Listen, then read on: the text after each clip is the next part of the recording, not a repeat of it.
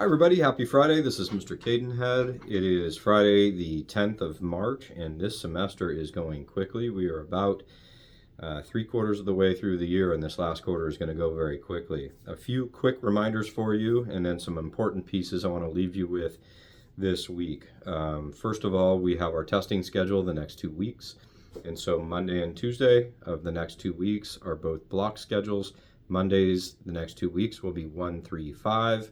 And then Tuesdays are 2, 4, 6, Wednesday through Friday again, not affected. So juniors, thank you for meeting with me or allowing me to come to your classes, and teachers allowing me to come in and talk about the importance of this exam. Juniors, remember, highly recommend you submit the exam results these next 2 weeks for English and math to the early assessment program for the state college system and the community colleges. Who accept those results, so you don't have to take the placement test otherwise. Okay, it's an important test for you, it's an important test for us. Okay, and again, we want to continue to have top scores in Sacramento County moving forward because that opens doors for you guys. So the other thing I want to talk about this week is sort of 6 months in the making, starting all the way back to this last summer and maybe even spring of the previous year.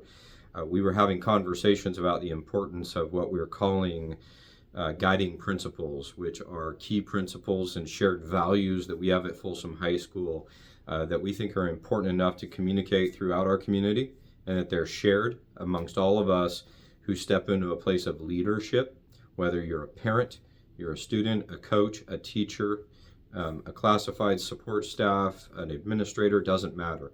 All of us students, you too, many of you lead in so many different ways. Many of you lead in the classroom, many of you lead on the sports field, lead in student government, lead through clubs, and on and on and on and on in your community, in your church, at your house, with your younger siblings. And so these are values that we've identified in talking to our students through our ethics and leadership conferences, our student government, our teachers, our coaches, our leadership group here at the high school, our student athletes, everybody that we could speak to about what our shared values were and how to communicate that across our community.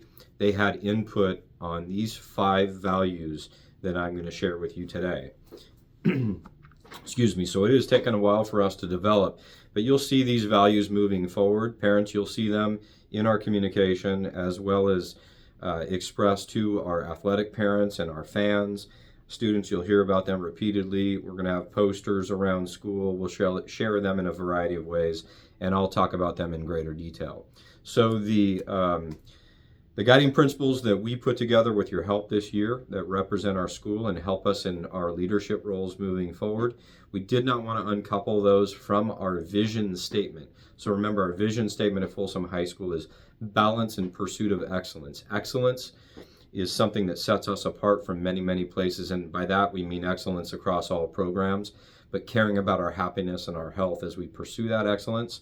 So we didn't want to uncouple our guiding principles from our vision statement, balance in pursuit of excellence, but the 5 guiding principles that we collected with your input represent your school positively at all times, celebrate the success of others, give grace, create community, and look to lead. One more time, represent your school positively, celebrate the success of others, give grace, create community, and look to lead. So we're going to be talking about that as we move forward, and I appreciate the input of everybody that we've talked to over these last, 6 to 8 months in this process.